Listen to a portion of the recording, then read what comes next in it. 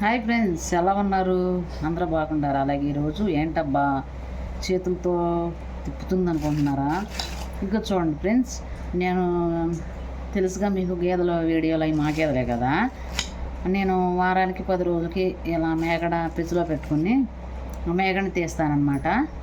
తీస్తే నాకు కేజీకి కేజీకి వచ్చింది అనమాట. చూడండి ఫ్రెండ్స్, ఈరోజు సండే కదా, సెలవు కదా అంటే పనులైనా మేము ఆదివారం వెళ్ళమన్నమాట. చూడండి ఎనపూస అనమాట, ఎంత బాగుంది, నూరూరిపోతుంది కదా ఫ్రెండ్స్.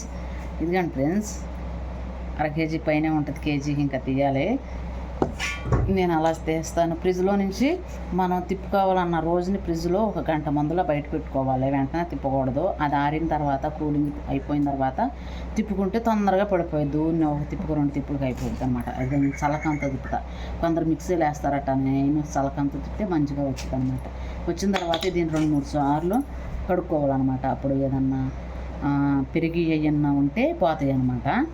అప్పుడు కాసినప్పుడు నీట్గా బాగుంటుంది అనమాట. కింద తరక అనేది రాదు, కడుక్కుంటే తరకపోయిద్ది అనమాట. పెరుగు తరక అనేది ఉంటుంది.